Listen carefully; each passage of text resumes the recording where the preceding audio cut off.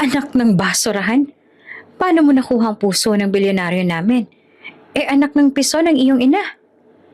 Sigaw ni Doña Amparo habang pinagmamasdan si Carlo, ang batang nilalaban ng lahat sa bahay. Akala niyo ba pwedeng ipalit ang dugo? Ang puso ng isang tunay na De Silvestre ay hindi basta-bastang tinatanggap ang dumi ng lansangan. Ngunit tahimik na nakatingin si Miguel kay Carlo. May lihim na hindi niya mailabas. Ngunit hindi niya inasahang makita ang medalyon ng bata. Si Teresa lang ang meron noon. Ang dati nilang katulong na minahal niyang patago. Sa dilim ng gabi, may pumaloob sa kanyang isipan. Paano kung hindi lang basta ampon ang batang ito?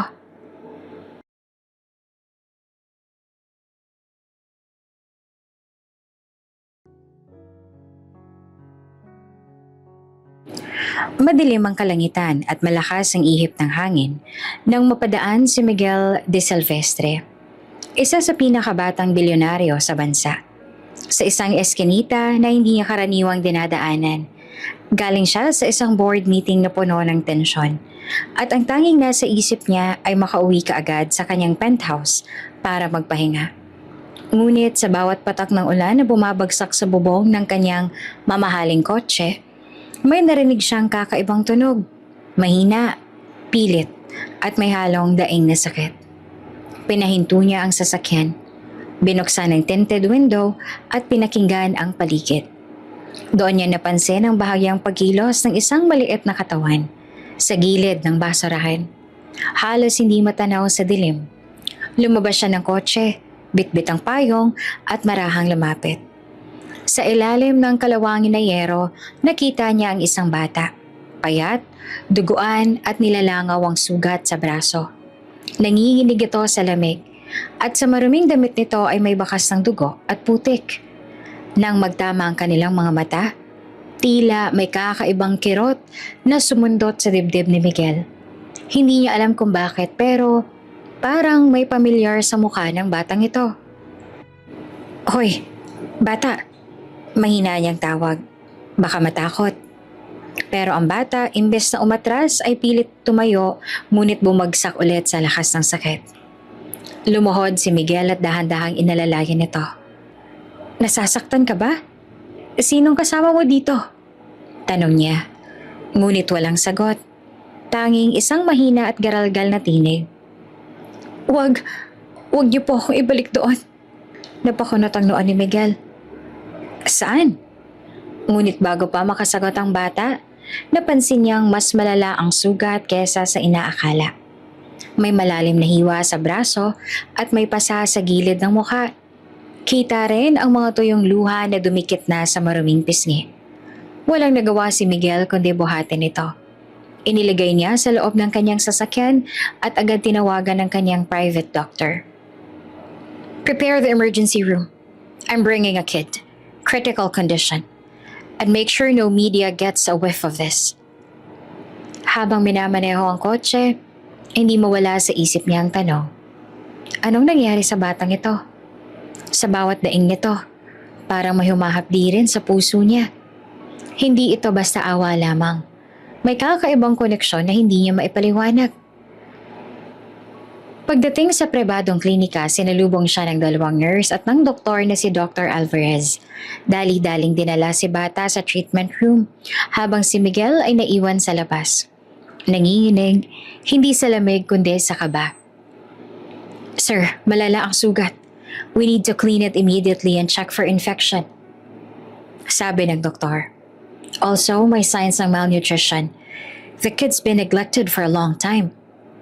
Habang abala ang mga doktor, lumapit ang isang nurse kay Miguel. May hawak na lumang maliit na bag na nakuha sa bulsa ng bata. Ito po, sir. Ito lang po ang gamit niya. May lumang panyo at... Natigilan si Miguel nang makita ang isang maliit na medalyon na may nakaukit na letra. T.R. Parang tinamaan siya ng kidlat. Teresa? Bulong niya sa isip. Halos isang dekada na mula nang huli niyang makita si Teresa, ang dating katulong ng pamilya de Silvestre. Siya ang babaeng tahimik ngunit matapang. Ang babaeng nagpaikot sa puso niya noon. Ngunit, biglang naglaho ng walang paliwanag. At ngayon, ang medalyong iyon na alam niyang siya mismo ang nagbigay kay Teresa ay nasa batang ito. Matapos ang 2 oras, lumabas si Dr. Alvarez. Sir, stable na po siya. Pero matagal pa bago tuluyang gumaling. He is malnourished and traumatized. Psychological care will be important. Tumango si Miguel. I'll take care of everything. From now on, this kid stays under my protection. Bago siya pumasok sa kwarto ng bata, huminga muna siya ng malalim. Nakahiga ito sa malinis na kama. Balot ng puting kumot, ngunit bakas pa rin ang hirap sa payat na mukha. Marahang lumapit si Miguel at naupo sa tabi. Anong pangalan mo, iho? Tanong niya. Carlo. Mahina nitong sagot, halos pabulong. Carlo, simula ngayon, wala ka nang dapat katakutan. Nandito na ako. Hindi niya alam kung bakit gano'n na lang ang tibok ng puso niya habang sinasabi ito. Ngunit sa kanyang loob-loob, ramdam niya. Hindi ito simpleng pagkakatagpo. At sa labas ng kwarto, may mga matang nakamasid mula sa dilim. Isang anino na tila may alam sa koneksyon ni Miguel at ng batang si Carlo. Ang gabi ay tahimik, ngunit may paparating na unos. Pagkatapos ng ilang araw sa klinika, unti-unting nagbalik ang kulay sa mukha ni Carlo. Ang dating takot at pangamba sa mga mata nito ay napapalitan ng kaunting tiwala. Tiwalang mahirap makuha mula sa isang batang sanay sa pang-aabuso at gutom. Sa bawat oras na binibisita niya si Miguel, ramdam ng bata ang kakaibang init na matagal niya nang hindi nararamdaman. Isang umaga, habang pinapalitan ng nurse ang benda sa sugat ni Carlo, dumating si Miguel na may dalang mainit na lugaw. Breakfast time, iho. Malumanay niyang sabi. Tumingin lang si Carlo, tila nag-aalinlangan. Baka po may bayad yan? Napahinto si Miguel at ngumiti. Wala. Hindi ka na kailanman magbabayad para mabuhay, Carlo. Kinagabihan habang nakaupo si Miguel sa veranda ng kanyang penthouse, iniisip niya ang nangyari. Ang simpleng pagtulong sa isang batang sugatan ay nagbukas ng isang pintuang hindi niya inakalang pagbubuksan niyang muli. Ang pintuan ng pagiging magulang. Tinawagan niya ang kanyang abogado, si Attorney Ramos. Gusto kong ayusin ang legal adoption papers para kay Carlo. Gusto ko siya na maging anak ko, legally. Sigurado ka ba, Miguel? Tanong ng abogado. Wala pa tayong alam sa background ng bata. Hindi ko kailangan ng background para magmahal. Mariing sagot niya. Kailangan niya ng tahanan. At ako ang tahanan na yon. Paglabas ni Carlo mula sa ospital, sinalubong siya ng maluwang na mansyon ng mga De Silvestre. Napatitig ang bata sa malalaking pinto, mga mamahaling chandelier at malinis na hardin. Dito ka titira mula ngayon, sabi ni Miguel. Parang hindi naman makapaniwala si Carlo. Baka po mapalayas ako kapag nalaman nilang galing ako sa kalye. Hinawakan ni Miguel ang balikat nito. Walang makakapagpapalaya sa'yo. Anak kita, Carlo. Simula ngayon. Sa unang almusal nila sa mansyon, ramdam ang tensyon. May ilang kasambahay na nagbubulungan. Hindi sanay na may batang galing sa lansangan sa loob ng bahay. Ngunit malinaw ang bilin ni Miguel. Tratuhin niya siya bilang miyembro ng pamilya. Walang diskriminasyon, walang pangungutya. Dahil sanay sa pagtitipid, kumakain si Carlo ng dahan-dahan. Parang natatakot na maubos agad ang pagkain. Napansin ito ni Miguel at ngiti lang ang ibinigay niya. Alam niyang darating ang panahon na masasanay rin ito sa seguridad. Sa mga sumunod na linggo, personal na tinutukan ni Miguel ang kalusugan at edukasyon ni Carlo. Pinadalhan niya ito ng mga bagong damit, libro at laruan. Pero higit pa sa material na bagay, ibinigay niya ang kanyang oras, isang bagay na mas mahalaga para sa bata. Madaling araw kung gumising si Carlo para maglakad sa hardin at madalas ay kasama niya si Miguel na nakikinig sa kanyang mga kwento tungkol sa lansangan. Unti-unting lumalabas ang ngiti ng bata at minsan ay natatawa pa sila sa simpleng biro. Sa tuwing tinititigan ni Miguel si Carlo, hindi niya maiwasang mapansin ang ilang pagkakapareho. Ang hugis ng mga mata, ang paraan ng pagsimangot, at ang bahagyang pagtaas ng kilay kapag nagugulat. Ngunit pinipigilan niya mag-isip ng sobra. Sa ngayon, ang mahalaga ay gumaling ang bata at maramdaman nitong may nagmamahal sa kanya. Sa pagtatapos ng buwan, opisyal nang naaprubahan ang adoption papers. Sa harap ng hukom, nakaupo si Carlo sa tabi ni Miguel. Hawak ang kamay nito. Mula ngayon, wika ng hukom, si Carlo ay legal na anak ni Miguel de Silvestre. At sa unang pagkakataon, nakita ni Miguel ang malinaw na ngiti ng batang matagal nang hindi nakangiti. Makalipas ang ilang linggo sa mansyon, halos maghilom na ang malalim na sugat ni Carlo sa braso. Ngunit isang umaga, habang tinutulungan ni Miguel ang batang magsuot ng bagong polo para sa pagbisita nila sa pediatric check-up, napansin niya ang kakaibang marka na nakapalibot sa bahagi ng sugat. Hindi ito karaniwang peklat. Tila may hugis. Parang simbolo na pamilyar, ngunit hindi niya matandaan kung saan niya nakita. Malinis na ito. Ngunit malinaw ang guhit na parang sinadya o may pinagmula na hindi basta aksidente. Carlo, saan mo nakuha to? Tanong ni Miguel. Tinuro ang marka. Umiling lang ang bata. Matagal na yan. Simula bata pa ako. Sabi nila malas daw yan. Tsaka yung muko, halatang ayaw pag-usapan. Hindi siya mapakali buong araw. Tinawagan niya ang isang kilalang dermatologist at forensic specialist na kaibigan niya, si Dr. Santos. Ipinasuri ang marka. Matapos ang masusing pagtingin, nagsalita si Dr. Santos. Hindi ito karaniwang peklat mula sa hiwa lang. Parang old burn mark, pero may pattern. Posibleng birthmark na nasunog o nasaktan at nag-iwan ng kakaibang hugis. Wala pa akong tiyak na sagot. May paraan ba para malaman kung saan galing ang ganitong marka? Tanong ni Miguel. Kung birthmark ito, may posibilidad na namana sa magulang. Pero kailangan ng mas malalim na research. At makakausapin ang mga taong kasama ng bata mula pagkasilang. Ang salitang magulang ay tila martilyong tumama sa puso ni Miguel. Naaalala niya muli ang medalyon. Hindi niya sinasabi sa kahit sino, pero lalong lumalalim ang hinala niya. Kinagabihan, habang nasa library si Miguel, dumating si Carlo. Bitbit ang isang laruan. Papa Miguel, totoo po bang may mga sugat na hindi nawawala? Tumigil siya sa binabasa at tumingin sa bata. Oo, Carlo. Pero minsan, ang mga sugat, kahit nandyan pa, natututo tayo mabuhay kasama nila. Kung ayaw mong maalala kung saan galing, lumapit si Miguel at niyakap ang bata. Kung hindi ka pa handa, hindi mo kailangang pilitin. Pero balang araw, baka maging mahalaga na maalala mo. Habang abala si Miguel sa trabaho, may ilang kasambahay na napapansin din ang marka ni Carlo. May nagbubulong-bulungan na baka galing ito sa masamang pamilya o sagang mula sa lansangan. Nakarating sa tenga ni Miguel ang mga usap-usapang ito at agad niyang pinatawag ang lahat. Hindi ko kailanman hahayaang pagtawanan o husgahan si Carlo dahil lang sa nakaraan niya. Mariin niyang sabi. Kung sino man ang magpatuloy, wala na kayong lugar sa bahay na to.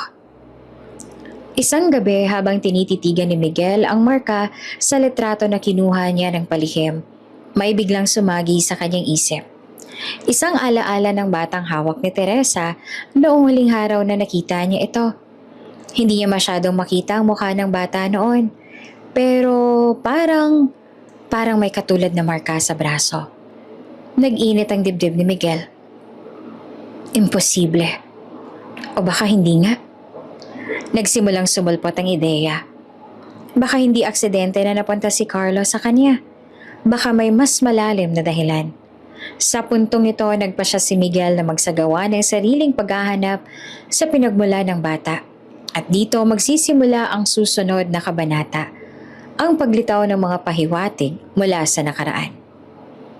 Isang maaliwalas na hapon, abala ang mga kasambahay sa paghahanda ng hapunan nang dumating ang isang matandang babae sa gate ng mansyon. Kilala siya ng ilang tauhan, si Aling Rosa. Dating kasambahay ng mga Di Silvestre bago pa pumasok si Miguel sa negosyo. Bitbit niya ang maliit na basket ng prutas at isang malawak na ngiti. Ngunit nang makapasok siya sa hardin, agad na nabura ang ngiting iyon. Sa ilalim ng lilim ng punong mangga, nakaupo si Carlo. Abala sa pagbabasa ng isang libro, habang si Miguel naman ay nasa loob pa ng opisina. Tumigil sa paglalakad si Aling Rosa. Napako ang mga mata sa bata. Unti-unti nag-iba ang ekspresyon niya. Mula sa pagkagulat, naging lungkot. At sa huli parang may mabigat na alaala na bumalik. Teresa? Mahina niyang sambit. Halos pabulong. Napatingin ang bata. Nagtataka. Kilala niyo po ako? Hindi agad sumagot si Aling Rosa. Sa halip, lumapit siya at marahang hinawakan ng pisngi ng bata. Hindi kita kilala pero para kang nakikita ako sa isang taong mahal ko noon. Bago pa makasagot si Carlo, lumabas si Miguel mula sa veranda. May hawak pang tasa ng kape. Rosa? Hindi ko inaasahan ang pagbisita mo. Bati niya, ngunit napansin niya ang tensyon sa mukha ng matanda. Pasensya na Sir Miguel, sabi ni Aling Rosa. Pero, sino ang batang to? Si Carlo. Anak ko ngayon. Inampon ko siya, sagot ni Miguel. Huminga ng malalim si Aling Rosa. Alam mo ba kung sino ang una ko naisip nang makita ko siya? Si Teresa. Napalingon si Miguel. Tila tinamaan ng isang malakas na hampas sa dibdib sa biglaang pagbanggit ng pangalan. Teresa. Ang pangalang matagal niya nang iniiwasan, ngunit laging bumabalik sa kanyang alaala. Bakit mo naman nasabi yan, Rosa? Tanong pa ni Miguel. Pilit na pinapanatili ang tono ng boses. Pareho sila ng mata, Sir Miguel. At tumigil ang matanda. Bahagyang lumingon kay Carlo. May marka siya sa braso. Nakita ko na yan dati sa sanggol ng bitbit ni Teresa bago siya nawala. Nanlamig ang pakiramdam ni Miguel. Ang mga piraso ng palaisipan ay unti-unti tilang nagkakabit-kabit. Habang kumakain sila ng merienda, hindi maiwasang mapatingin ni Miguel kay Carlo na masayang nakikipagkwentuhan kay Aling Rosa. May kakaibang koneksyon ng dalawa, kahit ngayon lang sila nagkita. Napapansin din niyang tuwing tatawa ang bata, may kaparehong kurba ng labi na katulad ni Teresa. Nang magpaalam si Aling Rosa, iniwan niya si Miguel ng mga salitang bumabagabag. Sir Miguel, kung mahalaga sa iyo ang batang yan, hanapin mo ang buong katotohanan. Huwag mo na hayaang maging huli ang lahat, gaya ng nangyari noon. Sa gabing yon, hindi nakatulog si Miguel. Nakatitig siya sa kisame. Iniisip ang huling araw na nakita niya si Teresa at kung paano ito misteryosong naglaho. Ngayon, tila binubuksan ng kapalaran ng pinto patungo sa isang lihim na matagal niyang inilibing. Pagkaalis ni Aling Rosa, naiwan si Miguel sa veranda. Hawak-hawak ang tasa ng kape na ngayon malamig na. Paulit-ulit sa kanyang isipan ang sinabi ng matanda. Pareho sila ng mata. May marka siya sa braso. Nakita ko na yan sa sanggol ni Teresa. Hindi niya na kailangan mong panggap sa sarili. Alam niyang si Teresa ay isang mahalagang bahagi ng kanyang nakaraan. At hanggang ngayon, isang sugat na hindi pa rin tuluyang naghihilom. Bumalik sa kanya ang mga eksenang pilit niyang kinalimutan. Si Teresa, 18 taong gulang lamang nang magsimulang magtrabaho sa mansyon ng mga Di Silvestre. Tahimik, masipag at laging may ngiti. Sa mga gabi na wala ang kanyang mga magulang, sila ni Miguel ang madalas mag-usap sa kusina habang humihigop ng kape. Hindi niya namamalayan kung paano siya nahulog sa kabaitan nito. Ngunit ang kanilang ugnayan ay tinutulan ng matriarka ng pamilya, si Doña Amparo. Isang gabi, nahuli silang magkasama sa hardin. At mula noon, pinigilan na ni Teresa ang anumang komunikasyon. Makalipas ang ilang buwan, bigla na lang itong nawala. Makaraan ng 3 taon, may dumating na balita mula sa isang kapitbahay sa probinsya. Namatay si Teresa dahil sa malubhang kalamdaman. Walang detalyeng ibinigay, walang pangalan ng ospital, at walang nabanggit tungkol sa anumang pamilya o anak na naiwan. Sa sakit ng pagkawala, mas pinili ni Miguel na wag nang alamin pa ang buong kwento hanggang ngayon. Ngayong may Carlo na sa buhay niya at lalo pat sinabi ni Aling Rosang tungkol sa sanggol ni Teresa, nagsimulang bumalik ang mga tanong. Bakit niya itinago sa akin? Bakit walang nagsabi noon na may anak siya?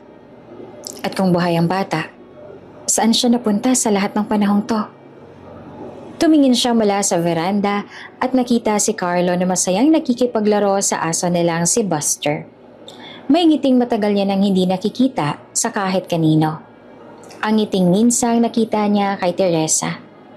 Pagbalik niya sa opisina, tinawagan niya ang kanyang personal assistant. Emma, paki-schedule ang meeting ko kay Attorney Ramos bukas ng umaga. May mahalaga tayong pag-uusapan tungkol kay Teresa. Naramdaman ni Miguel na ang landas na tatahakin niya ay puno ng hindi inaasahang revelasyon. Ngunit handa siyang harapin ang lahat para sa katotohanan. Kinagabihan bago matulog si Carlo, pumasok si Miguel sa kwarto nito. Papa Miguel, totoo po bang kilala mo yung sinabi ni Lola Rosa? Tanong ng bata. Halatang curious. Umupo si Miguel sa gilid ng kama at ngumiti ng banayad. Matagal ko siyang nakasama, Carlo. Isa siyang mabuting tao. At gusto ko makilala mo siya, kahit sa mga kwento man lang. Habang natutulog si Carlo, napangako si Miguel sa sarili. Hindi niya hahayaang lumipas ang panahong hindi niya nalalaman ang buong kwento ni Teresa at ng misteryosong bata noon. Kinabukasan, dumating ang umaga na tila may mabigat na misyon si Miguel. Sa loob ng kanyang opisina sa mansyon, nakalatag sa mesa ang makapal na folder na may pangalan ni Teresa Ramos.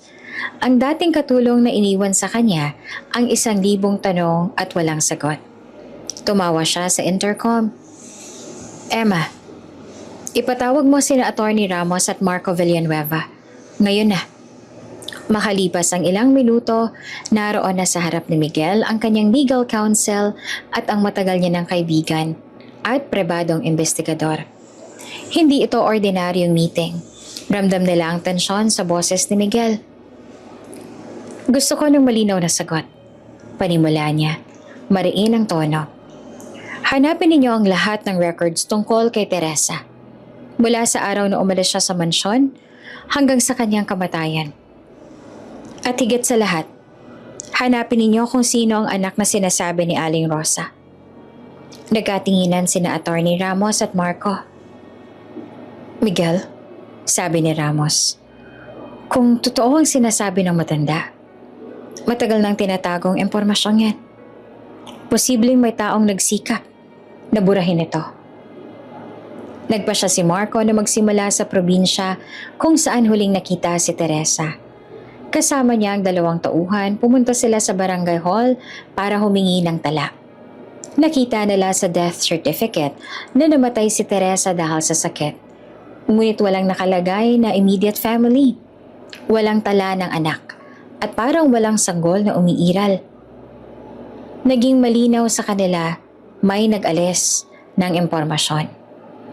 Dumiretso sila sa lumang bahay na tinirhan ni Teresa.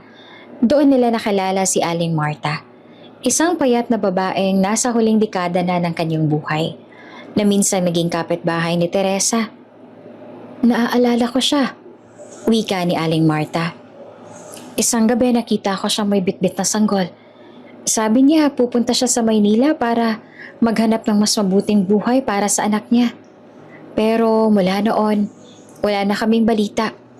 Nang tanungin ko kung anong itsura ng bata, sagot ni Aling Marta, maputi, singkat ang mata, at may barka sa braso. Parang paso o parang kakaibang peklat. Pagbalik sa Maynila, agad nagulat si Marco kay Miguel. Nang marinig ang deskripsyon ni Aling Marta na pahinto si Miguel, walang dudang si Carlo ang tinutukoy. Ngunit isang tanong ang mas lalong gumulo sa isip niya. Paano napunta sa lansangan ang batang ito kung may plano si Teresa na protektahan siya? Gabi na nang puntahan ni Miguel ang kwarto ni Carlo. Natutulog ito. Mahigpit na yakap ang kumot. Tumabi siya sandali. Pinagmamasdan ng batang hindi niya pa alam kung paano eksaktong nauugnay sa kanya. Ngunit ramdam niya sa puso na bahagi ito ng dugo niya. Sa isip niya, nagsalita siya na parang panata. Kahit sinong pumigil noon, Carlo, hahanapin ko ang buong katotohanan para sa'yo. 3 araw matapos magsimula ang investigasyon, muling bumalik si Marco sa probinsya sa parehong lumang bahay kung saan huling nakatira si Teresa. Kasama niya ang 2 tauhan para magsagawa ng mas masusing paghahalugho. Ang bahay ay matagal nang iniwan, puno ng alikabok at agyo. Ang sahig ay lumang tabla na umuugong sa bawat yapak, at sa gilid ay may lumang aparador na bahagyang nakabukas. Boss, may parang kahon dito sa ilalim. Tawag ng isa sa mga tauhan ni Marco. Nang alisin ang mga lumang damit at basahan, lumitaw ang isang kahoy na baul. Maliit lamang, ngunit may lumang padlock. Sinubukan nila itong buksan. At matapos ang ilang minutong pagmaniobra, bumigay din ang kandado. Sa loob ay may ilang lumang damit pambata. Isang maliit na kumot na may bordang CR sa gilid at isang makapal na notebook na tila puno ng sulat kamay. Binuklat ni Marco ang unang pahina. Para sa anak kong si Carlo, kung sakaling hindi na tayo magkita. Nanlaki ang mga mata niya. Hindi na siya nagpatuloy magbasa roon. Alam niyang si Miguel ang dapat unang makakita nito. Pagbalik sa Maynila, diretso si Marco sa mansyon.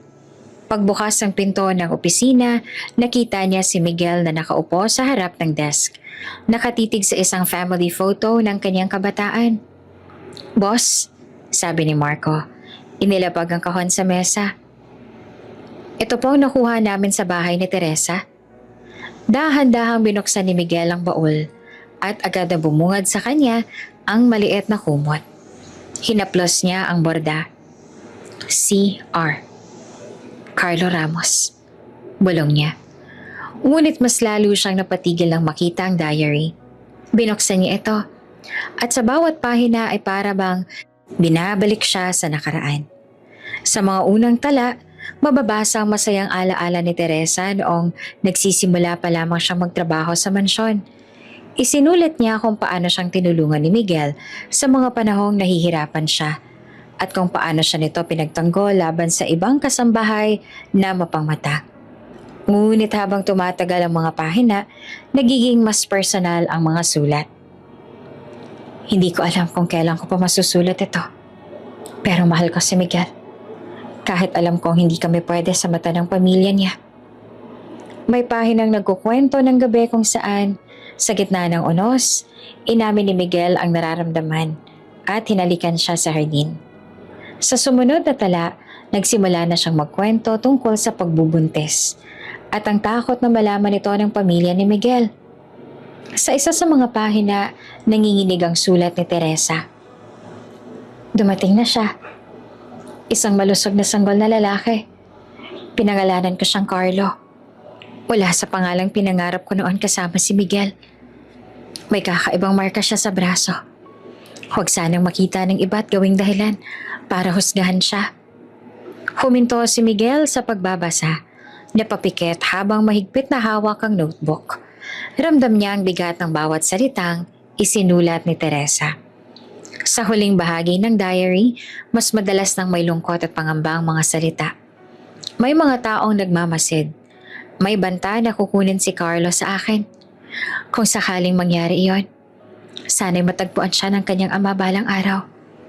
Miguel, kung mababasa mo ito, patawarin mo ako sa hindi ko pagsasabi. Ang huling entry ay hindi pa nagtatapos. Parang biglang pinutol. Walang petsa, walang pamamaalam. Nang matapos magbasa, halos nanginginig ang kamay ni Miguel. Tumayo siya at lumapit sa bintana. Pinagmasdan ng hardin kung saan ngayon ay naglalaro si Carlo. Ang batang iyon, anak niya pala, mula sa babaeng minsang minahal niya noon. Marco, mahina niyang sabi pero puno ng determinasyon. Ito na ang patunay. Hindi na ako titigil hanggang malaman kung sinong kumuha sa anak ko at bakit siya napunta sa lansangan. Sa gabing iyon, unang beses na tumingin si Miguel kay Carlo na may buong pagkakaalam kung gaanong kalalim ang ugnayan nila. At alam niyang oras na para ipaglaban hindi lamang ang kanyang anak, kundi ang alaala ng babaeng minahal niya. Mabilis ang naging pagbabago sa buhay ni Carlo mula nang dalhin siya ni Miguel sa mansyon. Mula sa madilim na eskinita at gutom na tiyan, ngayon ay natutulog na siya sa malambot na kama. Nagigising sa amoy ng mainit na almusal at may kasamang mga taong laging handang tumulong sa kanya.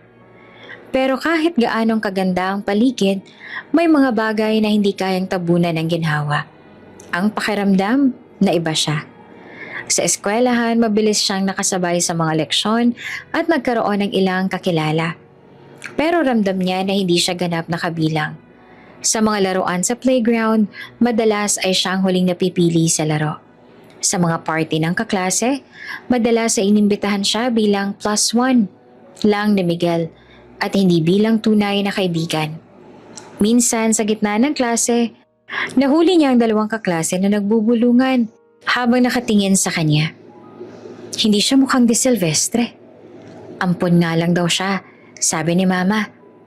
Hindi niya ipinahalata, pero ang mga salitang yon ay kumapit sa isip niya buong araw. Sa hapagkainan, napapansin ni Carlo ang kakaibang tingin sa kanya ni Miguel. Hindi ito tingin ng pagkadismaya, kundi tingin na may halong lungkot at pangungulila. Parang sa bawat ngiti ni Miguel ay may kasamang alaala na hindi nito masabi. Isang gabi, habang kumakain sila ng hapunan, biglang natigil si Miguel sa pagsubo at matagal siyang tinitigan. Bakit po? Tanong ni Carlo. Umiling lamang si Miguel at ngumiti. Wala, iho. Naisip ko lang kung gaanong kabilis ang panahon. Pero alam ni Carlo na hindi lang basta iyon. Ramdam niya na may laman ang bawat tingin. Parang may mga salitang gustong lumabas pero pinipigilan. Sa tuwing natutulog siya sa kanyang silid, madalas ay iniisip niya kung sino ang kanyang mga magulang. May mukha bang kahawig niya? May boses bang magpapaalala sa kanya ng nakaraan? Ngunit sa kanyang alaala, puro lansangan. Malamig na gabi at gutom ang naaalala niya bago siya nakuha ni Miguel. Naisip niya rin, bakit kaya ako kinuha ni Papa Miguel? Marami namang bata sa kalye, pero akong pinili niya. At bakit parang may bigat ang tingin niya sa akin kaysa sa ibang tao? Isang hapon, habang nag-aayos sa mga dokumento sa opisina ng mansyon si Emma, lumapit si Carlo. Tita Emma, pwede po bang magtanong? Siyempre naman Carlo, ano yon? May alam po ba kayo tungkol sa mga magulang ko? Yung totoong magulang ko? Sandaling natigilan si Emma. Carlo, hindi ko alam ang buong kwento. Pero ang sigurado ako, minahal ka ni Sir Miguel mula ng araw na makilala ka niya. Minsan, mas mahalaga ang taong kumupkup sa'yo kesa sa taong nagluwal sa'yo. Tumango naman si Carlo, pero hindi pa rin nabawasan ang bigat ng tanong sa kanyang isip. Sa mga sumunod na linggo, mas naging mapagmasid si Carlo. Napapansin niyang sa tuwing may pag-uusap tungkol sa nakaraan, biglang nag-iiba ang tono ni Miguel. Kung masaya man ang kwento, agad itong nagiging tahimik kapag napupunta sa mga taong naging bahagi ng buhay niya bago siya pumasok sa negosyo. Isang gabi, habang nakaupo sila sa veranda, tinanong ni Carlo, Papa Miguel, may kilala po ba kayo sa nakaraan ko? Bago pa po tayo magkita? Tahimik lamang si Miguel, tumitingin sa malayo. Iho, may mga tanong na mas mabuting sagutin sa tamang oras. At doon lalo niyang naramdaman. May hindi sinasabi si Miguel. Matapos ang pag-uusap na iyon, nahirapan na makatulog si Carlo. Nakahiga siya, pero gising ang isip. Naglalaro ang mga tanong. Sino ako? Bakit hindi pa sinasabi sa akin ang totoo? At bakit parang nasasaktan si Papa Miguel tuwing tinitingnan niya ako? Sa dilim ng kwarto, bumulong siya sa sarili. Darating din ang araw na malalaman ko. At sa puso niya, nagsimula ng magningas ang pagnanais na hanapin ang buong katotohanan. Kahit masakit, kahit magbago ang lahat. Tahimik ang mansyon ng gabing iyon. Tapos na ang hapunan. Tulog na ang mga kasambahay at tanging mahinang ugong ng aircon ang maririnig sa study room kung saan nakaupo si Miguel. Nakatitig sa bukas na diary sa harap niya. Sa mga pahinang iyon nakaukit ang lahat. Mga alaala, mga pangarap, at mga lihim ni Teresa. Sa labas ng pinto nakatayo si Carlo. Hawak ang baso ng gatas. Nag-aatubaling kumatok. Papa Miguel, pwede po ba tayong mag-usap? Tumango si Miguel at itinuro ang silya sa tapat niya. Umupo si Carlo at ilang sandali siyang parehong tahimik. Kita sa mukha ng bata ang halong kaba at pananabik. Pakiramdam niya may matagal nang nakapilang sagot na maririnig niya ngayong gabi. Carlo, panimula ni Miguel. Mababa ang boses. Matagal na kitang gustong kausapin tungkol sa kung sino ka. Umayos ang upo si Carlo. Alam ko naman pong ampon ako, Papa. Pero, iba to, hindi po ba? Humingi ng malalim si Miguel, tsaka tumingin ng diretso sa mata ng bata. Oo, iba ito. Hindi kita basta kinuha mula sa kalye, Carlo. Anak ka ng isang taong napakahalaga sa akin. Anak ka ni Teresa. Namilog ang mga mata ni Carlo. Teresa? Sino po siya? She was... Huminto si Miguel, tila hirap sa bigat ng salita. Siya, ang dating katulong ng pamilya namin. Pero higit pa roon, siya ang babaeng minahal ko. Ikinuwento ni Miguel kung paano sila nagkakilala ni Teresa, kung paano ito naging kaibigan at tagapayo niya sa mga panahong lugmok siya sa problema, kung paano siya nito tinulungan, bumangon, ngunit dumating ang araw na kinailangan nitong umalis dahil sa matinding pagtutol ng pamilya ni Miguel. Bago siya umalis, pagpapatuloy pa ni Miguel. Hindi ko alam na nagdadalang tao na pala siya. Wala akong ideya, Carlo. Kaya hindi ko siya naprotektahan. At iyon ang pinakamalaking kasalanan ko. Ipinagtapat ni Miguel na nalaman lang niya ang tungkol sa pagkamatay ni Teresa mula sa isang kakilala. Ngunit walang nagsabi sa kanya na may anak pala ito. Hanggang sa araw na nakita niya si Carlo sa kalye. Payat, sugatan at walang kasama. Hindi niya alam na iyon na pala ang bata na ipinagkait sa kanya noon. Carlo, mariin ang tinig ni Miguel. Hindi aksidente na tinulungan kita. Sa unang tingin pa lang, may naramdaman na akong koneksyon. Nang makita akong marka sa braso mo at marinig ang ibang kwento tungkol sa nakaraan, doon ka naisip, baka ikaw nga. Hindi agad nakapagsalita si Carlo. Nakatitig lang siya sa lamesa. Pinoproseso ang bawat salitang narinig. Sa isip niya, paulit-ulit ang mga pangungusap ni Miguel. Anak ka ni Teresa. Minahal ko siya. Hindi ko alam na may anak siya.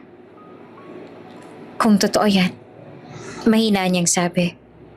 Ibig sabihin, ako ang anak mo? Dahan-dahang tumango si Miguel. Oo, Carlo. Ikaw ang anak ko.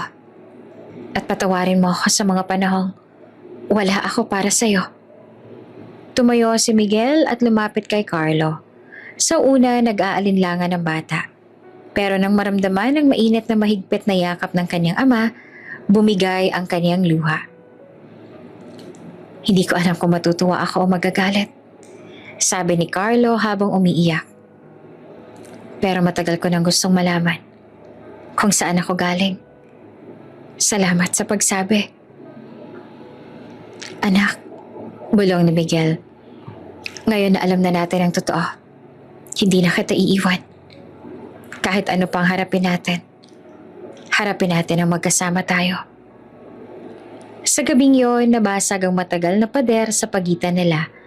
Ngunit kasabay ng pag-amin ay ang pagbukas ng pinto sa mga hamon na darating. Ang mga hamong susubo kung gaano katibay ang ugnayan nilang mag-ama. Matapos ang pag-amin ni Miguel, hindi naging madali para kay Carlo ang pagtanggap ng katotohanan. Bagamat matagal niya nang gustong malaman ang pinagmulan niya, iba pala ang bigat ng mararamdaman mismo mula sa taong itinuring niyang ama na matagal siyang hindi nakilala bilang anak.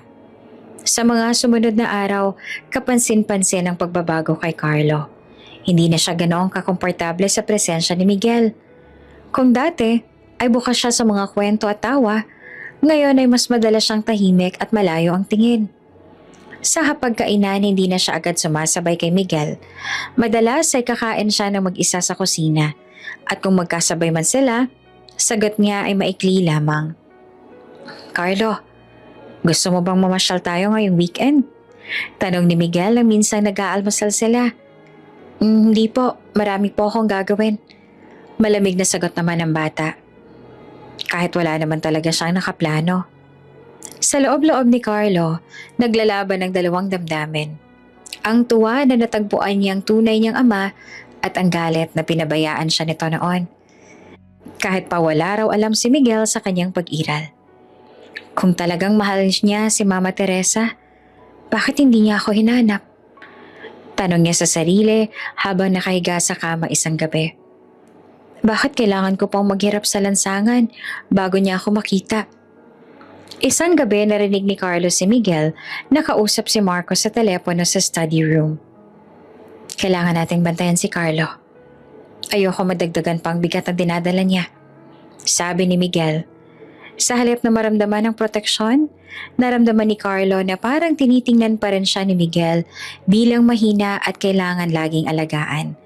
At lalong tumindi ang distansya sa pagitan nila. Hindi na nakatiis si Miguel at kinausap si Carlo sa veranda isang gabi. Carlo, alam kong hindi madali ito para sa'yo.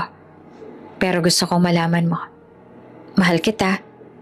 Hindi lang bilang ampon, kundi bilang anak. Anak? Balik ni Carlo. Matalim ang tingin. Anak na hindi mo alam na umiiral hanggang makita mo sa kalye? Napayuko si Miguel. Tinanggap ang bigat ng salita ng bata. Tama ka. Hindi kita nahanap noon. Pero ngayon, gagawin ko ang lahat para bumawi. E paano kung huli na? Bulong ni Carlo bago pumasok sa bahay. Sa kabila ng malamig na pagtanggap ni Carlo, hindi sumuko si Miguel. Patuloy niya itong inaalagaan, sinasamahan sa mga pangangailangan at hinahayaan kung gusto nitong mapag-isa. Alam niyang ang sugat sa pagitan nila ay hindi gagaling sa isang gabi at sa puso niya may panata siyang babawi kahit gaanong kahaba o kahirap ang prosesong iyon. Makalipas ang ilang linggo mula nang aminin ni Miguel kay Carlo ang kanilang ugnayan bilang mag-ama, nagsimulang kumalat ang balita. Hindi ito mula sa mismong bibig na Miguel, ngunit tila may taong may layuning isiwalat ito sa paraang magdudulot ng gulo. Isang umaga, habang nag-aalmusal sila sa hardin, dumating si Emma na may hawak na pahayagan. Maputla ang mukha niya nang iabot iyon kay Miguel. Nasa front page ang malaking headline. Bilyonaryong Miguel de Silvestre, may anak sa dating katulong. Kasama sa artikulo ang larawang kuha mula sa malayo ni na Miguel at Carlo habang magkasamang bumibili ng libro sa isang mall. Nakita ni Carlo ang sarili sa larawan at agad na payuko. Ramdam ni Miguel ang bigat na bumabalot sa bata. Ngunit pinilit niyang maging matatag. Hindi mo kasalanan ito, anak. Bulong niya. Kinahapunan dumating ang tiyuhin ni Miguel na si Don Ernesto kasama ang dalawang magkamag-anak nila. Sa sala ng mansyon, direkta nilang tinutulan ang pagkikilala kay Carlo bilang anak at tagapagmana. Miguel, iniisip mo bang reputasyon ng pamilya? Madiing tanong ni Don Ernesto. Isang batang galing sa kalye, anak ng katulong, ang ipapasa mo sa pangalan ng De Silvestre? Hindi ko kailangan ng pahintulot ninyo para mahalin ang anak ko. Malamig na sagot ni Miguel. Ngunit hindi tumigil ang tiyuhin. Kapag itinuloy mo yan, asahan mo hahadlangan ka namin, pati sa board ng kumpanya. Ilang araw matapos ang pagbisitang iyon, napansin ni Miguel ang sunod-sunod na negatibong artikulo tungkol sa kanya at sa kumpanya. May mga isyong pinapalabas na may anomalya raw sa negosyo na malinaw namang gawa-gawa lamang. Sa loob ng bahay, may mga kasambahay na biglang nagbitiw sa trabaho. At kalaunan ay nalaman ni Emma na inaalok sila ng mas malaking sahod ng kumpanyang konektado sa tiyuhin ni Miguel, kapalit ng pagbibigay ng chismis tungkol kay Carlo. Si Carlo naman, bagamat sanay sa pangungutya noong nasa kalye pa siya, ay ramdam ang pagkakaiba ngayon. Mas masakit dahil hindi lang siya ang tinatamaan, pati si Miguel ay pinupulaan dahil sa kanya. Isang gabi, kinausap niya si Miguel sa veranda. Papa, baka mas mabuti lumayo muna ako. Ayokong masira ang pangalan mo dahil sa akin. Mahigpit siyang tinitigan ni Miguel. Carlo, anak kita at walang makakapagpapabago nun. At kung may lalayo, sila yon, hindi tayo. Napagtanto ni Miguel na hindi sapat ang maghintay na tumigil ang mga atake. Kailangan niyang paghandaan ang sarili, si Carlo at ang kumpanya para sa mas matinding laban. Tinawagan niya ang kanyang legal team upang magsampa ng kaso laban sa sinumang nagpakalat ng maling impormasyon. Sa puso ni Miguel, malinaw ang layunin.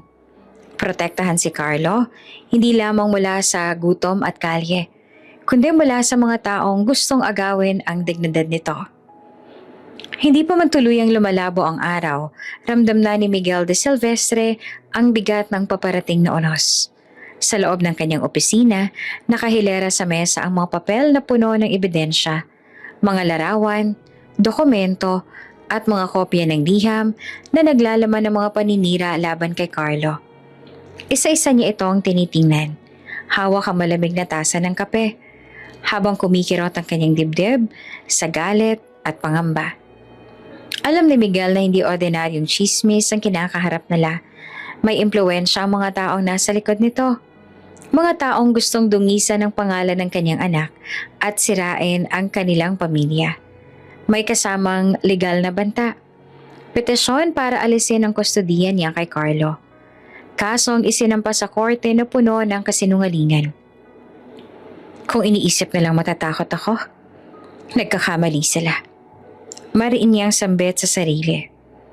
Kinabukasan, ipinatawag ni Miguel ang kanyang matagal ng abogado, si Attorney Ramon Espiritu. Ramon, ayokong hintayin pa na lumala ito. Ihanda mo lahat ng kontrademanda. Hindi lang natin sila pipigilan. Tutuldukan natin ang kalokohan nila. Tumango ang abogado. Miguel, handa akong lumaban. Pero kailangan natin ng malinaw na ebidensya. May mga tao bang handang magpatotoo kay Carlo? Marami, sagot ni Miguel. Mga guru niya, mga kaibigan, kahit mga empleyado natin na nakasama niya mula bata. Lahat sila alam ko anong klaseng tao si Carlo at hindi siyang pinipinta ng mga paninirang to. Hindi nagtagal kumalat sa social media at telebisyon ang mga maling balita. Kaya siya si Carlo daw ay bastos, walang respeto at wala raw karapatang magmana ng pangalan ng De Silvestre. Isang gabi habang nanonood ng balita, nakita ni Carlo ang sarili niyang litrato sa TV. May kasamang mapanirang headline. Ano to, Papa? Nanginginig ang boses ni Carlo. Bakit nila ako ginaganyan? Lumapit si Miguel at hinawakan sa balikat ang anak. Makinig ka anak. Hindi natin kontrolado ang sinasabi ng ibang tao. Pero kontrolado natin kung paano tayo lalaban. Huwag kang mag-alala. Hindi ko hahayaang masira ka nila. Kinabukasan, humarap mismo si Miguel sa media. Sa gitna ng nagkakagulong kamera at mikropono, mariin siyang nagsabi, "Si Carlo ay anak ko. Hindi lamang sa dugo, pero sa puso at sa lahat ng aspeto ng pagiging magulang. At sa sino mang magtatangkang sirain ang pangalan niya, tandaan ninyo, kailanman hindi kami uurong." Pagsapit ng linggo, iniharap ni Attorney Espirito ang kontrademanda. May kasamang signed affidavits mula sa mga respetadong tao na nagpapatunay sa kabutihan ni Carlo. Kasabay nito, pinaimbestigahan din ni Miguel ang mga taong nasa likod ng paninira. Natuklasan nilang may koneksyon nito sa isang matagal ng karibal sa negosyo. Sa isang pulong, mariin ang tono ni Miguel. Hindi lang ito laban para kay Carlo. Laban ito para sa buong pamilyang De Silvestre. Kung kailangan kong isakripisyo ang oras, pera at pangalan ko, gagawin ko. Habang abala sa kaso, hindi nakalimutan ni Miguel ang kaligtasan ni Carlo. Naglagay siya ng mga bodyguard para samahan ng anak saan man ito pumunta. Pinayuhan niya rin ito na umiwas muna sa social media. "Mahalaga ka sa akin, Carlo. Hindi pera o pangalan ang pinoprotektahan ko. Ikaw," sabi ni Miguel isang gabi bago matulog. Naantig naman si Carlo, pero bakas sa mukha niya ang lungkot. "Salamat, Papa. Pero sana, matapos na to. Ayoko may nasasaktan dahil sa akin." Isang buwan matapos simulan ng laban, nagsimula ng magbago ang ihip ng hangin. Unti-unting lumalabas ang katotohanan. Nagawa-gawa lang ang paratang laban kay Carlo. Lalo pang tumatag ang imahe ni Miguel sa mata ng publiko bilang isang ama na handang ipaglaban ang anak sa kabila ng lahat. Sa huling pagdinig ng korte, bago sila lumabas ng bulwagan, tumingin si Miguel kay Carlo at mahigpit na hinawakan ng kamay nito. "Tandaan mo anak, ang pamilyang tunay, hindi sinusukat sa dugo. Sinusukat yan sa paninindigan at sa tapang na ipaglaban ang isa't isa." At sa unang pagkakataon, matapos ang ilang linggo, ngumiti si Carlo. Ngiting puno ng pag-asa. Magmula ng tuluyang aminin ni Miguel sa lahat na anak niya si Carlo, tila nagbago ang ihip ng hangin sa buhay ng binata. Hindi na siya tinitingnan bilang palaboy na pinulat sa kalye, kundi bilang Carlo De Silvestre, anak ng isa sa pinakarespetadong negosyante sa bansa. Pero sa kabila ng bago niyang apelido at marangyang pamumuhay, alam niyang hindi lang pera at pangalan ang magbibigay sa kanya ng tunay na halaga. Isang hapon, habang magkasama silang mag-ama sa malawak na hardin ng mansyon, napatingin si Carlo kay Miguel na abala naman sa pag-aayos ng bonsai. "Pa," mahinahon niyang sambit. "Salamat sa lahat ng ginagawa mo para sa akin. Pero minsan naiisip ko, deserving ba talaga ako sa lahat ng to?" Napatingin si Miguel sa kanya. May bakas ng lungkot at lambing sa mga mata. "Anak, hindi mo kailangang patunayan sa akin na karapat-dapat ka. Sa oras na pinili kitang maging anak, buo na ang tiwala ko sa'yo. Hindi sa dugo na susukat ang pamilya, Carlo. Sa puso." Tumango si Carlo. Ramdam ang bigat at lalim ng sinabi ng ama. Noon niya lang naramdaman na tunay siyang kabilang sa isang pamilya. Hindi dahil sa obligasyon, kundi dahil sa kusang pagmamahal. Sa eskwela, unti-unting nagbago rin ang tingin ng mga kaklase niya. May ilan pa rin naiinggit at naninira. Pero ngayon, may mga bagong kaibigan na siyang handang ipagtanggol siya. Isa na rito si Javi, isang varsity player na dati walang pakialam sa kanya. Oops! May break muna. Gusto mo bang ma-shoutout dito sa channel ni Ate Jane? Mag-comment lang ng lesson you learned from the latest story uploaded. Dahil pipili kami ng isang best comment of the day para i-shoutout sa susunod na upload. Kaya huwag kalimutang mag-iwan ng lesson you learned after you watch this video. Maraming salamat! Shoutout nga pala kina Nena Avergonzado from Talibon, Bohol, Nelly Lourdes from Molo, Iloilo, at Myla Abad. Sa ating mga taga-subaybay, paki-comment naman po sa baba kung taga saan kayo para alam ko kung hanggang saan umaabot ang mga kwento ni Ate Jane at para ma-shoutout ko kayo sa mga susunod pa nating mga kwento. Maraming salamat sa pakikinig. Uy, Carlo! Tawag ni Javi isang tanghali habang kumakain sila sa cafeteria. Marunong ka palang mag-basketball. Halika, sumali ka sa amin sa practice mamaya. Noon, iwas si Carlo sa ganitong mga impetisyon. Takot siyang pagtawanan o maliitin. Pero ngayon, naaalala niya ang sinabi ni Miguel. Tumindig ka para sa sarili mo. Ngumiti siya at tumango. Sige, game. Kinagabihan kahit pawis na pawis at hingal na hingal, nakangiti si Carlo. Salamat pare, sabi niya kay Javi. Matagal ko nang gustong sumubok pero ngayon ko lang nagawa. Kasi dati ang tingin mo sa sarili mo, palaging nasa gilid ka lang, sagot ni Javi. Ngayon kita ako sa'yo, nasa gitna ka na. Pag uwi niya sa mansyon, nadatnan niya si Miguel sa study room, nakatingin sa lumang litrato ng kanyang yumaong asawa. Tahimik na lumapit si Carlo. Pa, miss mo na rin si Mama? Ngumiti si Miguel. May halong lungkot. Araw-araw anak. Pero ngayon nandito ka na.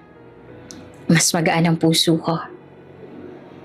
Para bang bumalik ang kalahati ng nawala sa akin? Hindi na nakapagsalita si Carlo. Lumapit siya at niyakap ang ama. Doon niya naramdaman ang pagmamahal ay hindi kailangang hanapin sa dugo, sapagkat ito ay naipapasa sa pamamagitan ng puso, ng oras at ng mga gawaing walang kapalit. Makalipas ang ilang linggo, dumating ang isang pagsubok. May naglabas ng lumang litrato ni Carlo sa kalye, duguan at marungis, at kumalat ito online. Marami ang nanlait. May mga nagsabing hindi karapat-dapat ng isang katulad niya sa apelidong De Silvestre. Sa halip na magtago, hinarap ni Carlo ang usapin. Sa isang school forum, tumayo siya at nagsalita sa harap ng lahat. Oo, ako yung bata na nasa litrato. Oo, galing ako sa kalye. Pero hindi iyon ang magtatakda kung sino ako ngayon. At hindi rin iyon ang maglilimita sa kung anong mararating ko. Tahimik ang buong silid. Nang matapos siyang magsalita, umaalingaw-ngaw ang palakpakan. Sa gilid, nakita niya si Miguel.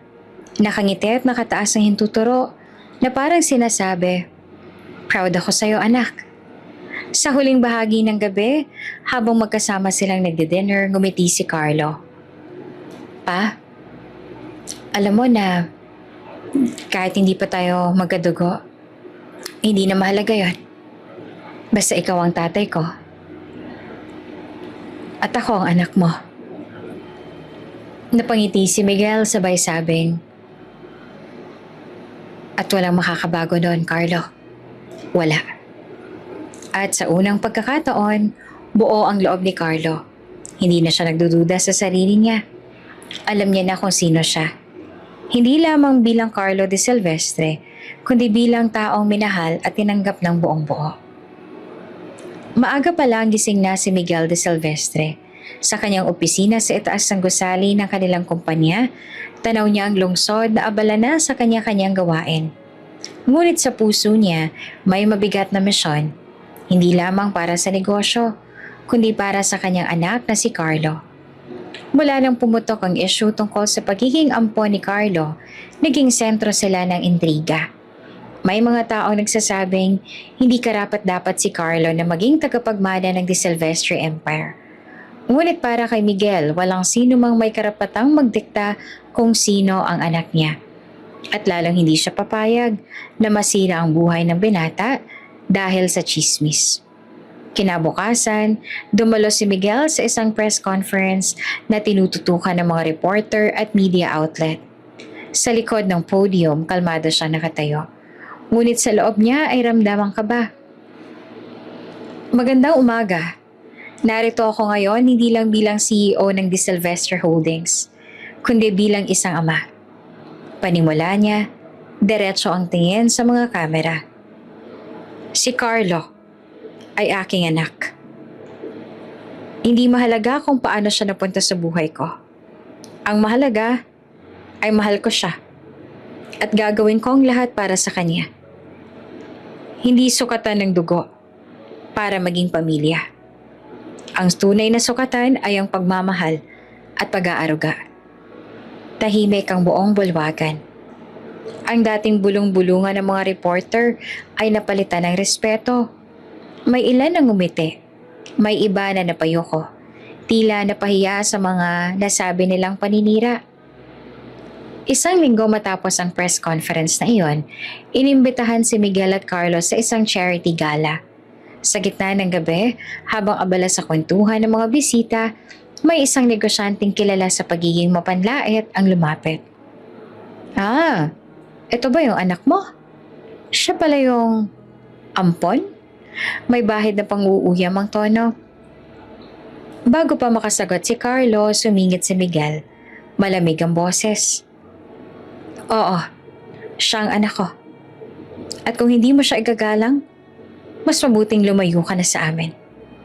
Hindi lahat ng bagay sa buhay ay tungkol sa pedigree o apelido. Minsan, mas mahalaga ang puso. Namula ang mukha ng lalaki at umalis na walang imik. Sa gilid, bahagyang napangiti si Carlo. Ramdamang tapang at pagmamahal ng ama. Kasabay ng personal na laban, patuloy ding pinatatatag ni Miguel ang kanilang negosyo. Naglunsad siya ng mga bagong proyekto para sa mga kabataang walang tirahan. Isang malinaw na inspirasyon mula sa nakaraan ni Carlo. Gusto kong magpatayo ng scholarship program para sa mga batang lansangan. Aniya sa kanyang board meeting. May ilan sa mga board members ang nag-aalinlangan. Ngunit ipinaliwanag ni Miguel ang personal niyang dahilan. Kung walang tumulong sa anak ko noon, baka wala siya rito ngayon.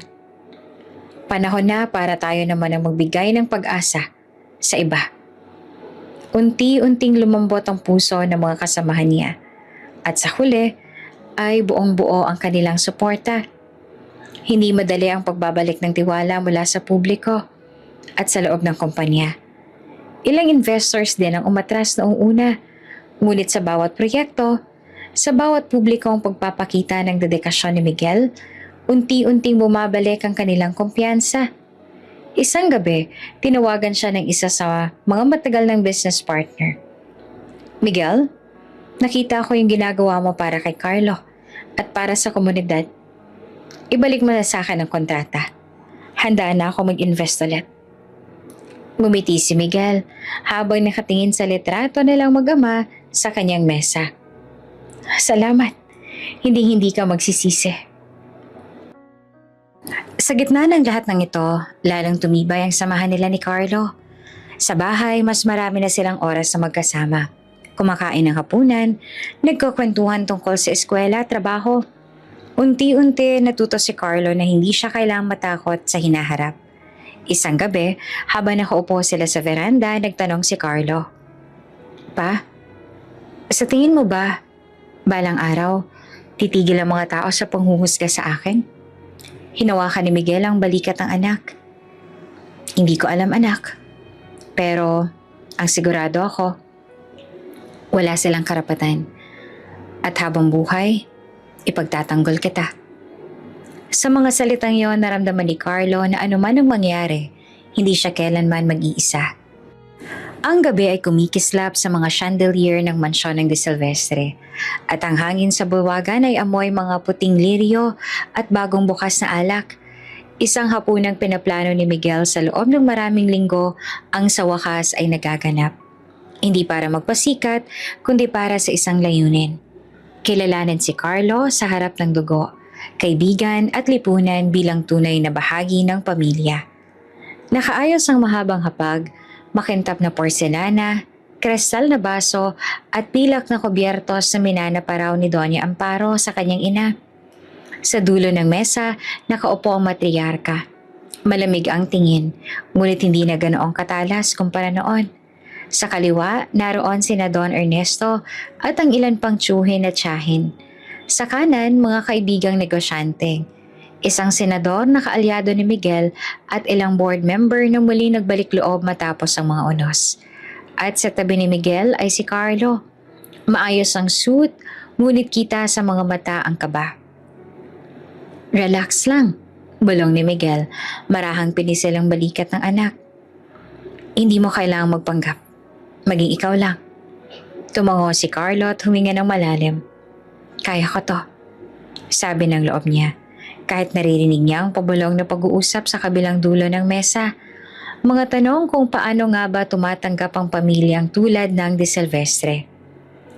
Hindi pa man nauubos ang appetizer, nagbitaw na ng maanghang na salita ang isang tiyahin.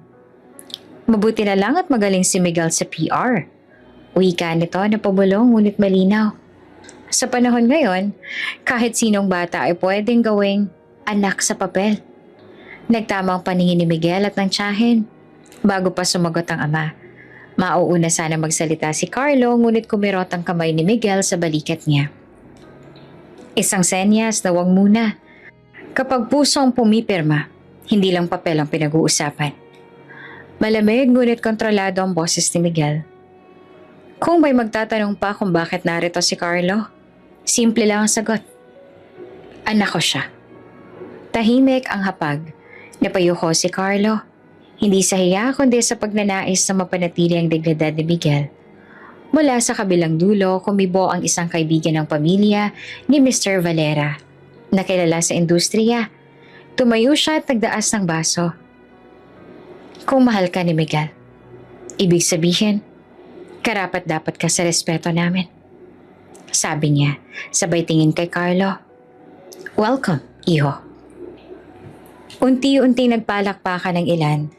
Dama ni Carlo na may nabasag. Hindi pa buong pader pero may bitak ng pinapasukan ng liwanag. Dumating ang main course. Sa kalagitnaan ng pag-uusap, natapilok ang isang pamangkin ni Miguel habang dumadaan sa likod ni Carlo. Bumuhos ang pulang alak at puting barong ng bata. Nagulat ang lahat. Napakurap ang mga matanda. At may narinig si Carlo na bulong. Ay, Diyos ko! Kalat! Sorry po, tito. Nanginginig ang pamangkin. Hindi na nag-atubili si Carlo. Mabilis niyang hinubad ang sariling coat at ipinataw sa balikat ng bata, sabay apot ng panyo. Ayos na yan. Tara halika, may extra akong shirt sa lounge. Tayo na. Pinanood sila ng mga bisita. Si Don Ernesto na kanina pa nakakunot ang noo ay hindi nakapigil. Maliit na bagay lang yan. May staff para dyan. Lumingon si Carlo at ngumiti. Pamilya po nabuhusan, tito. Tapos ay tinawag niyang isang kasambahay, hindi para pagalitan, kundi para magpasalamat sa pag-abot ng tubig at pamalit na damit.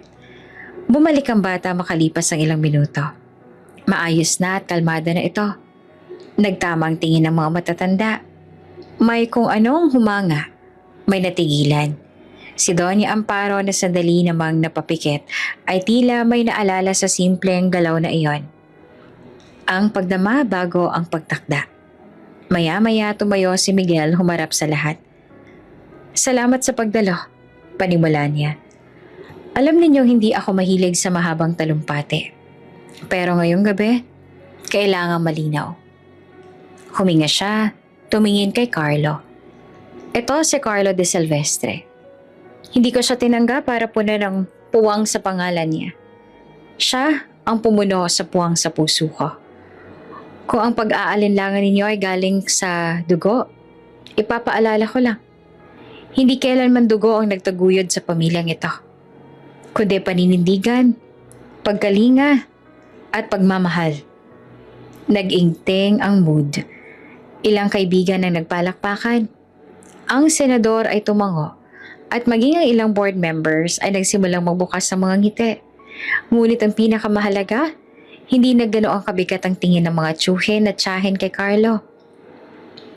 Habang nagda-dessert, may lumapit na pinsan na dati ay mailap. Kuya Carlo. Nahihiyang bate. Salamat sa pag-aasikaso kay Nico. Kinabahan ako kanina. Walang anuman, sagot naman ni Carlo. Kung may kailangan pa siya, sabihin mo lang ako. Akala ko iba ka. Pag-amin ng pinsan. Napakamot ng batok. Pero yung nakita ko, iba sa inaakala ko. Maging ako ay marami ring maling akala sa sarili ko. Tugon ni Carlo. Ngunit magaan ang ngiti. Pero natututo ako araw-araw. Sa gilid, si Miguel ay tahimik na nagmamasid. Hindi niya na kailangang ipaglaban sa salitang mararahas. Sapat na ang pagkilos ni Carlo upang sumagot sa mga tanong na hindi kailangang isigaw.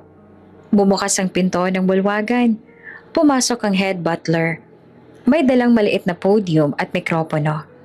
Lumingon ang mga bisita.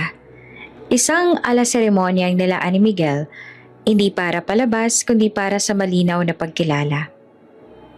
Ngayong gabi, sabi ni Miguel, hindi lamang sa mesa ko uupo si Carlo, kundi sa tabi ko, sa buhay at sa hanap buhay. Hinawakan niya ang kamay ng binata. Itinayo sa tabi niya. Sa harap ninyong lahat, pamilya, kaibigan, at katuwang sa serbisyo publiko, ipinapakilala ko si Carlo de Silvestre, ang aking anak at magiging tagapagmana ng mga responsibilidad ng pamilyang ito. Nag-ingay ang bulwagan sa palakpakan. May ilan mang hindi sumabay, hindi na iyon mahalaga. Ang tunog ng pagtanggap ay mas malakas kesa sa natitirang pag-aalinlangan. Lumapit ang senador, kinamayan si Carlo. Kung paano mo inaalagaan ang pinsan mo kanina, ganoon din sana ang pag-aalaga mo sa pangalang dala mo. Ang apelyido'y hindi Corona, kundi pananagutan. Yun din po ang turo sa akin ng Papa. Sagot ni Carlo ng seryoso. Huling lumapit si Doña Amparo, ang pinakamatatag na pader na kailangang lampasan. Mabagal ang hakbang, nakakapit sa baston. Huminto siya sa harapan ni Carlo. Tiningala ang mukha nito na ngayoy payapa. Ilang segundong lumipas. Tila umalingaw-ngaw ang nakaraan sa katahimikan.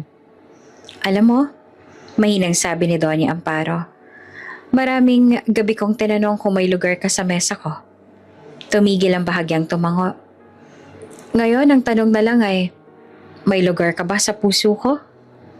Lumingon siya kay Miguel, tsaka muling tumitig kay Carlo. Kung pinili ka ng aking apo, pipiliin din kita. Tinatanggap kita. Inunat niya ang mga braso at marahang niyakap si Carlo. Hindi mahigpit, pero sapat na para maging selyo ng isang lumang pamilyang marunong pang magbago. Namutawi ang luha sa mata ni Carlo, ngunit kumiti siya sabay bolong. Salamat, Lola. Nang matapos ang seremonya, magaan na ang hangin. Ang mga bulungan ay napalitan ng kwentuhan at ang titig na mapanghusga ay naging mga tinging nagtatanong kung anong hilig ni Carlo, kung anong plano niya sa pag-aaral at paano siya tumutulong kay Miguel sa mga proyekto. May nag-abot ng business card, may nag-alok ng mentorship at higit sa lahat, may mga ngiting hindi napilit. Sa veranda, tumayo si Miguel at Carlo. Magkatabing tanaw ang hardin. Kamusta ang pakiramdam mo? Tanong ni Miguel. Parang ang gaan, sagot ni Carlo. Hindi dahil sa tanggap na ako ng lahat, kundi dahil tanggap ko na rin ang sarili ko sa piling nila. Iyan ang pinakamahalaga, sagot ni Miguel. Ang pamilyang pinili natin araw-araw. Sa malayo, narinig nila ang tawanan ng mga bata at ang mahinang tugtog ng kwarteto. Sa gabing iyon, hindi lamang ipinanganak ang pangalan sa iisang pamilyang de Silvestre, ipinanganak ang bagong kahulugan nito na ang dugo ay maaaring mag-ugat ngunit ang puso ang magpapatuloy. At habang unti-unting pinapatay ang mga ilaw sa bulwagan, nananatiling maliwanag ang isang bagay. Si Carlo ay hindi na bisita. Siya ay tahanan. Maagang nagising si Carlo kinabukasan. Hindi dahil sa alarma kundi sa bigat ng mga responsibilidad na unti-unti nang ipinapasa sa kanya ng ama. Sa hapagkainan, nadatan niya si Miguel na nakasuot ng simpleng polo. Ngunit bakas pa rin ang tikas at otoridad ng isang pinuno. Handa ka na ba sa unang board meeting mo bilang junior executive? Tanong ni Miguel habang iniinom ang mainit na kape. Huminga ng malalim si Carlo. Handa na po pa. Sa tingin ko. Ngumiti naman si Miguel. Hindi lang sapat na sa tingin mo handa ka. Kailangang maramdaman niyon ng mga tao sa paligid mo. Kasama ni Miguel, pumasok si Carlo sa malaking gusali ng De Silvestre Holdings. Nasa conference room na ang ilang miyembro ng board at mga piling mentors sa pinili mismo ng kanyang ama, si Attorney Ricardo Meneses para sa Legal Affairs, si Miss Evelyn Tuazon para sa Finance, at si Engineer Ramon Ilustre para sa Operations. Carlo, panimula ni Miguel, mula ngayon, sila ang magiging gabay mo. Makikinig ka sa kanila, pero huwag kang matakot magtanong at magbigay ng sariling opinyon.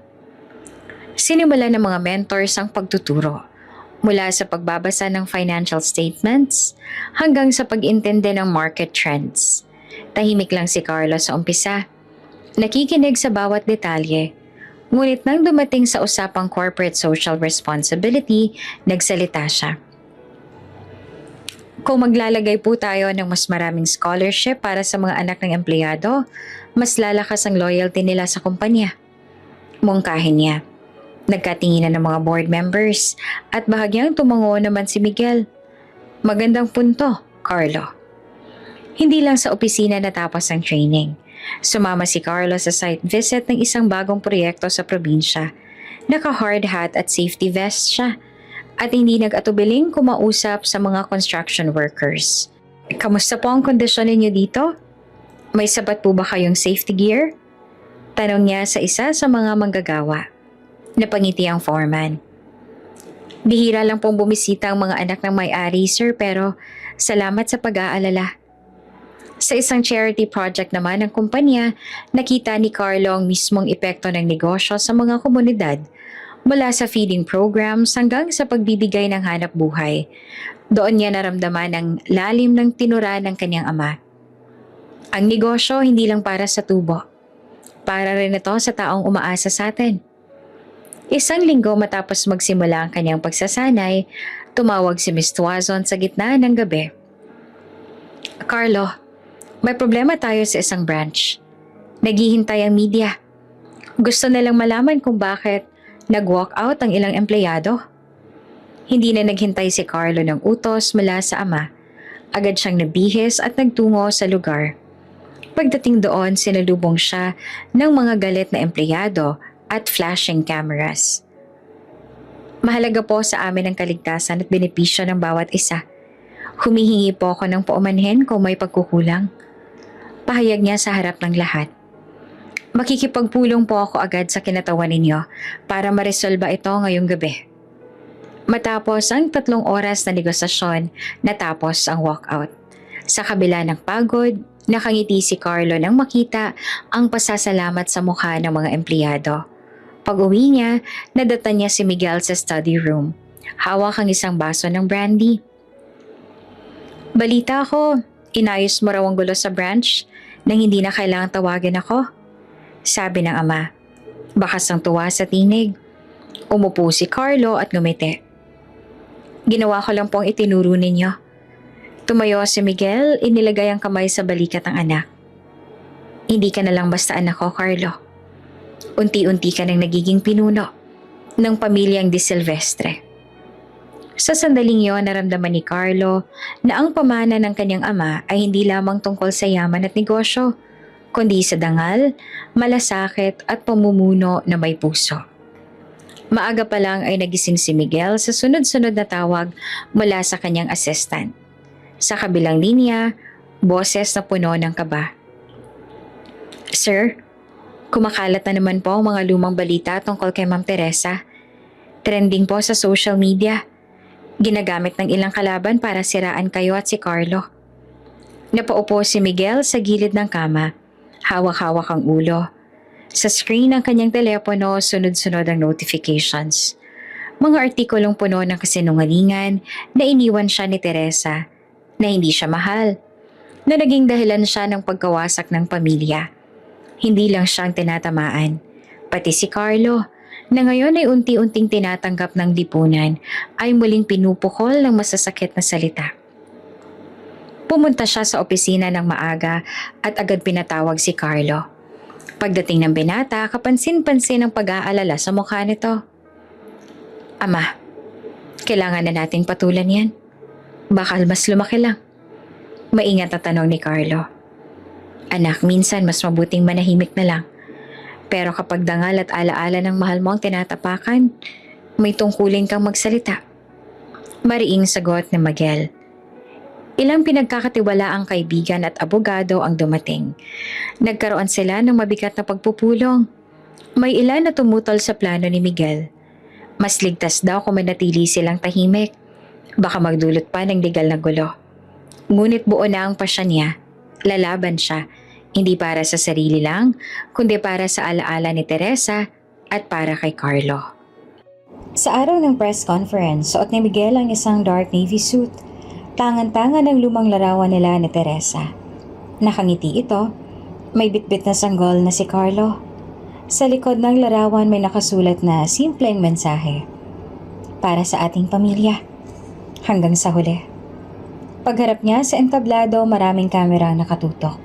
Sa unang salita pa lang, ramdam ang bigat sa kanyang tinig. Ang babaeng si Teresa de Silvestre ay hindi perpekto. Pero siyang pinakamabuting ina at asawa na nakilala ko. Ang mga paratang laban sa kanya ay kasinungalingan. At ngayong araw, narito ako para itama ang kasaysayan. Isa-isa niyang nilatag ang mga katotohanan. Paano sila nagmahal, paano ipinaglaban ni Teresa ang pamilya laban sa intriga, at paano ito nawala dahil sa sakit, hindi dahil sa pagkakanulo. Ibinahagi niya ang ilang personal na sulat ni Teresa. Patunay ng tapat nito ang pagmamahal. Habang nagsasalita siya, nakikita naman ni Carlo mula sa gilid ng entablado kung paanong unti-unting nagbago ang ekspresyon ng mga tao. Mula sa pagdududa, naging pagkakaunawa at simpatsya. May ilang reporter ang napapaluha. Kinabukasan, puno ng suporta ang social media. Trending ang hashtag na Justice for Teresa. Lumabas ang mga dating kaibigan ni Teresa para magpatotoo na inosente ito sa mga paratang. Isang gabi, magkasamang nagpunta si Miguel at Carlo sa sementeryo. Tahimik nilang dinasala ng puntod ni Teresa. Ma, nilinis na namin ang pangalan mo. Wala na makakapagsabi na hindi ka mabuting tao. Mahina ngunit patatag na sabi ni Carlo. Tinapik ni Miguel ang balikat ng anak. Anak, ngayon wala na tayong dapat katakutan. Malinis ang pangalan ng iyong ina.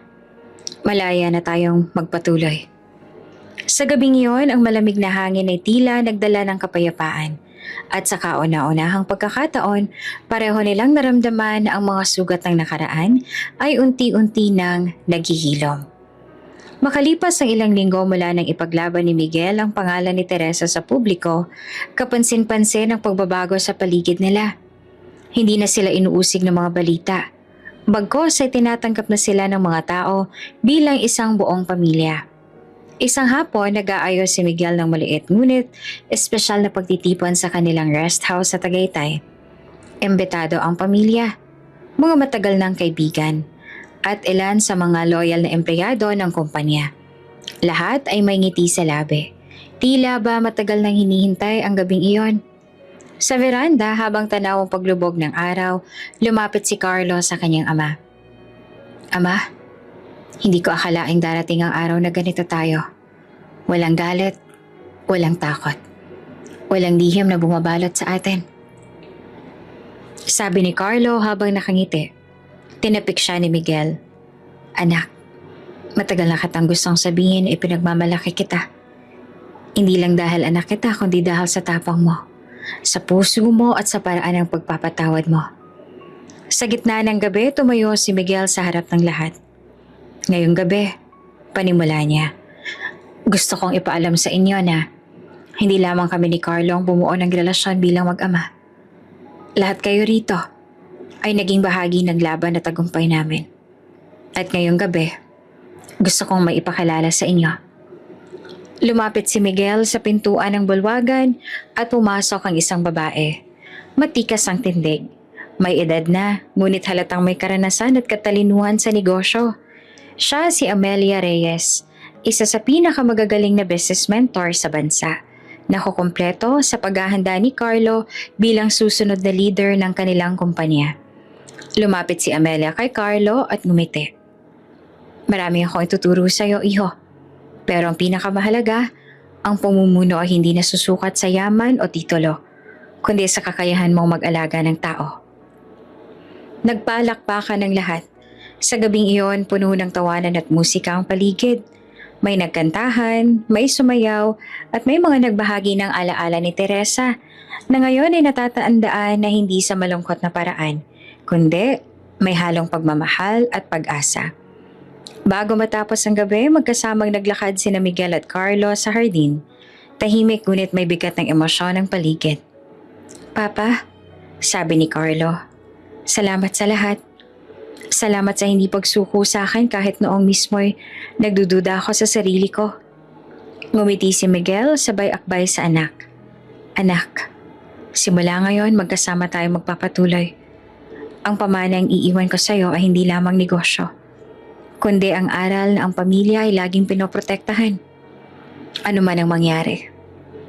Sa huling sandali ng gabi, sabay silang tumingin sa langit, kung saan tila kumikislap ang mga bituin na parabang sumasang-ayon sa bagong simula ng kanilang buhay. At doon tuluyang nabuo ang pamilya na minsang winasak ng intriga. Ngayon ay mas matatag, mas buo at handang harapin ang hinaharap. Sa harap ng puntod ni Teresa, nakaluhod si Miguel. Hawak ang maliit na bouquet ng puting lilies, paboritong bulaklak ng babaeng minsan niyang minahal. Sa tabi niya ay nakatayo si Carlo. Marahan ding nakayuko. Mama, andito na ako. Mulong ni Carlo habang pinipigil ang luha. Hinaplos naman ni Miguel ang balikat ng anak. Anak, patawarin mo ako. Kung alam ko lang noon, sana hindi ka napunta sa kalye. Sana kasama ka na namin. Sa tabi ng lapida, inihulog ni Miguel ang isang maliit na kahon. Laman nito ang lumang litrato ni Teresa na may karga-kargang sanggol na si Carlo at isang sulat na mula sa kanya. Para kay Miguel, patawarin mo ako kung itinago ko siya. Natakot lang ako. Mahal ko kayong pareho. Napapikit si Miguel. Sa wakas, malinaw na sa kanya ang lahat. Naghiwalay si Teresa at Carlo dahil sa matinding kahirapan at sakit. At dahil sa maling tiwala sa taong nag-akala siyang tutulong, nauwi sa lansangan si Carlo nang itaboy ng taong iyon. At namatay si Teresa na hindi na sila muling nagkita. Isang buwan matapos ang libing, naging sentro ng balita ang pagtanggap ni Miguel kay Carlo bilang kanyang tunay na anak at tagapagmana. Hindi lang niya binawi ang dignidad ng anak, binawi rin niya ang kwento ng ina nito sa mata ng publiko. Sa isang press conference, tinanong siya ng reporter, Mr. Ramirez, bakit mo tinatanggap si Carlo bilang tagapagmana? Kahit huli mong nalaman na siya ay iyong anak. Ngumiti si Miguel, bakas ang lungkot pero matatag. Dahil ang dugot pagmamahal, hindi iyon nasusukat sa panahon. Isang araw ng pagiging ama ay mas mahalaga kaysa sa isang buhay ng pagsisisi. At utang ko sa kanya ang katotohanan at pagmamahal na dapat noon pa na ibigay sa kanya. Lumipas ang mga taon, si Carlo ay lumaking isang magaling na leader sa negosyo at mabuting tao sa komunidad. Sa tuwing may mga outreach program para sa mga batang lansangan, siya mismo ang personal na humaharap, tanda ng kanyang sariling pinagmulan. At sa bawat okasyon, kahit wala na si Teresa, naroon sa puso nilang mag-ama ang kanyang alaala. Ang babaeng minahal ni Miguel at ang ina na kahit anong hirap ay pinili pa rin protektahan ng anak sa abot ng kanyang makakaya. Sa dapit hapon habang magkasamang nakatanaw sa paglubog ng araw sa hardin ng kanilang mansyon, Bumulong si Carlo. Papa, salamat. Ngumiti si Miguel at tumingin sa anak. Hindi anak, ako ang dapat magpasalamat. Dahil binigyan mo ako ng pangalawang pagkakataon na maging ama. Sa wakas, natapos na ang kwento ng pagkawala at nagsimula ang kwento ng pagbabalik. Ang sugat ng nakaraan ay nagsara at ang pamana ng pag-ibig ay nagpapatuloy.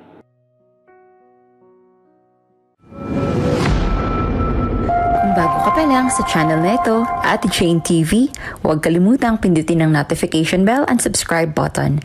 Sana po hindi naman malaking abala sa inyo ang pagpindot ng subscribe button dahil ang kapalit po nito ay ang pagsuporta para makapag-produce ng mga libreng stories sa mga channels ni Ate Jane. Maraming salamat!